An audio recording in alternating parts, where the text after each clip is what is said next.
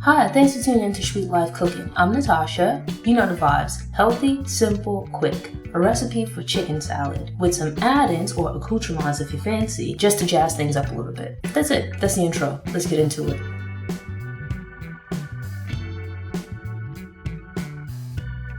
Alright, so here I have my chicken breast, and it's just like 3 fair size, not quite Dolly Parton-esque, but some fair size chicken breasts. And all I've done up to this point is just washed it down with a little bit of vinegar. So I just took, like about a half cup of vinegar or whatever, put it in the bowl, filled it with water, and let it sit for a few minutes. And then just drained off the vinegar and water, gave it a quick rinse, and this is where we are now.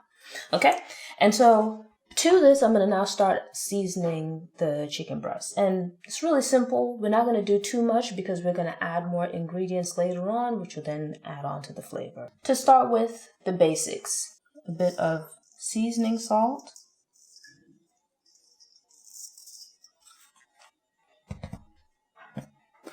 Some black pepper. Salt-free Mrs. Dash. And I like these spice mixes and condiments, sauces and whatnot, because you can buy a few of these. Like what I do is each time I go to the store, I'll look to see what looks interesting. I might get a sauce, I might get a condiment, I might get a seasoning blend or something like that, because you can make like the same cut of meat or whatever it is, but just switching up the sauce, switching up like the seasoning blend or whatever can change the flavor. And it's like a really nice way of adding flavor, changing things up and whatnot without having to do too much work. I like seasoning blends. This here has like quite a few different spices and herbs and whatnot, but careful to ensure that it doesn't have any salt added. The reason being that I've already added some adobo or seasoning salt, which salt is in the name, so there you go.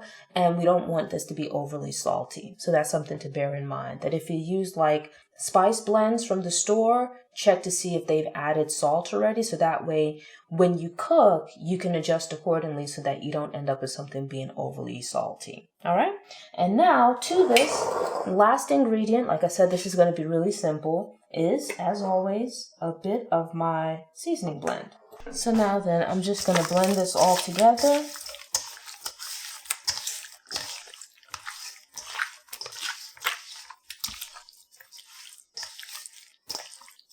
I'm just trying to make sure that I get the seasoning everywhere. So we got it all nice and seasoned up. And this now, slide that off to the side.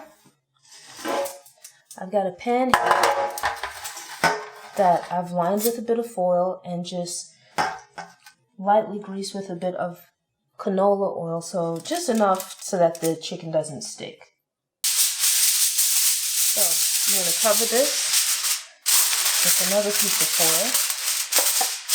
And that's just really to help it cook faster and to lock in some of the moisture. Like chicken breast, because it doesn't have a lot of fat, it can dry out. It can be a little bit dry, and I want to keep some of the moisture in there.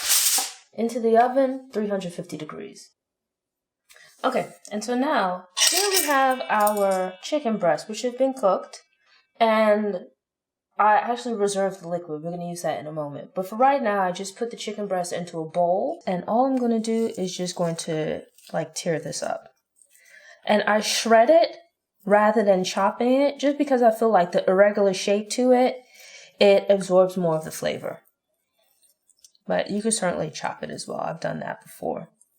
And you might not be able to see it, but it's still actually quite tender and juicy, which can sometimes be an issue with chicken breast because it's like so low in fat. If you wanted to, you actually could use chicken thighs. As chicken thighs, they have like a bit more fat to them, so they should be more moist. You'll get like a bit more flavor. But I chose to go with chicken breasts because I'm actually just a little bit tired of eating chicken thighs. So now here we have our chicken breasts all shredded up. And I'm going to start like I said, I reserved the liquid from the pan that I baked the chicken in. And I'm actually just going to pour that over. The reason being, it adds like some good moisture. It adds good flavor. You can think of it as like adding stock to this. All right. So there we go. Added that. Now to this, we're going to add I've got here some green apples, some black seedless grapes, and also some celery. And this is just some diced celery. I diced the apples as well. You can mix this up at this point. You can put in different fixins, whatever you want. I know like celery is pretty traditional. The grapes, you can also add in. If you wanted, you can switch these out for, if you wanted to do raisins, though I think that might be a little bit too sweet. You could also consider dried cranberries. And here I have just some Granny Smith apples. And these are 2 Granny Smith apples. I like Granny Smith apples because they're like one of my favorite eating apples. They are very crunchy. They're quite tart. If you wanted to, you could go with a more sweet type of apple if you were using like dried cranberries just to balance it out.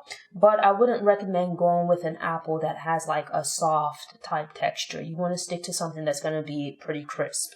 Right? So you're going to get some good crunch from the apples, some crunch from the celery. You get a little bit of sweetness from the grapes, a bit of tart from the apples, and it's going to just mix together for a nice combination of flavors and textures. So this here we'll now add to our bowl. So apples go in, grapes go in, celery goes in. Put all of that on up in there. All right. And our last thing to add in, chopped walnuts. Now, I recommend chopped walnuts, number one, because when you buy it from the store, it's cheaper than the whole walnuts. And it's like one less thing for you to do, right? Like if you can get it from the store, it's already chopped up, why not do that, right? Instead of having to bring it home and chop it up yourself. And plus you save a little bit. So chopped walnuts added in as well. Give this a quick little mix.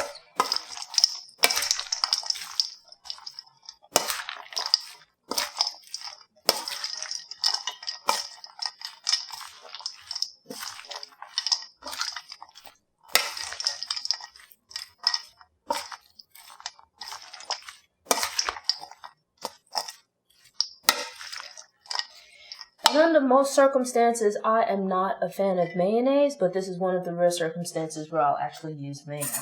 I would recommend a canola oil or olive oil based mayonnaise, just to make it a little bit healthier, but ultimately the choice is yours.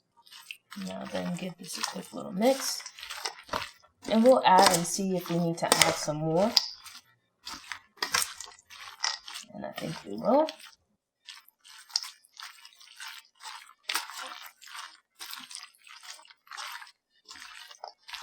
Like I said, I'm not the biggest mayonnaise fan, so I want just enough to combine, but I don't want it to be like a gloopy mayonnaise mess. That looks to be just about right for me. Obviously, your mileage might vary. If you love mayonnaise, you can go ahead and add as much to your heart's content.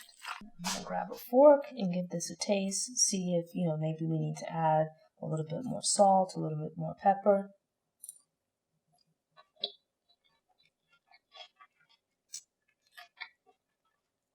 Actually, that's quite perfect. I don't think just the right amount of salt, just the right amount of pepper, good flavor. I don't need to add anything else. So the chicken salad has really good flavor. The chicken is nice and moist because I cooked it just right, and also added in that little bit of liquid. You get some additional moisture from the mayonnaise. You get a good bit of crunch from the crackers, the celery, the nuts, the apples. And it's like you have a nice blend of flavors and textures. So the chicken salad is like nicely seasoned. It's just the right amount of salt, just a hint of black pepper. So it has like a nice savory flavor to it. Then also some spices and whatnot from the Mrs. Dash. So there's just a hint of spice. In addition to that, you then have the mayonnaise, which combined with the moisture from the chicken, like a little bit of gravy that we poured over, has it really nice and moist. You get a bit of crunch from the apples, which add just a little bit of tart flavor, balances out the sweetness of the grapes, and then you have like a little bit of savory type crunchiness from the celery. All comes together for a really nice combination of flavors. I actually really like these almond crackers. I like the flavor of the whole wheat saltines, but you can honestly use whatever kind of cracker you like. I would say don't go with anything that's too strongly flavored, like not like everything flavored crackers or anything like that, anything too salty, because you don't want it to overpower the flavor of the chicken salad or for it to be too salty in addition to the chicken salad. You could also do like a fruit salad. You could do like some crudité vegetables. World is your oyster. It's all up to you. But Here's my recipe for chicken salad. Prepping for beyond a day or two and you're concerned about maybe the grapes like getting soggy or breaking down or whatever it is, I would say maybe do smaller containers instead of mixing it all. Cut up your accoutrements, your add-ons, and just put them into a separate container, and then like let's say the night before you just mix some of it up. Like you can do the mayonnaise and the chicken, but like do your accoutrements separately and then just mix it maybe the night before and put it into your container. But generally speaking, you can do like several days at a time. I'm gonna just separate this into a few small containers so I can just grab it as I'm ready to, and it's ready to eat. And this, you can certainly have it with, if you wanted to do like some crudité type vegetables to make it super healthy, crackers, like some saltines or something like that. I'm actually going to do it with some almond crackers just because they're lower in carbs. It tastes just as good, though they are a little bit more expensive. But from here, it's really up to you. You can certainly take this and make a sandwich, put it into a wrap or something like that. It's really up to you. The world is your oyster. Thanks for tuning in. To ensure you don't miss any episodes, subscribe to the channel, click the notification bell, and check out my cooking at home playlist. Go ahead and click that thumbs up button if you like what you saw, and go ahead and share it on social media.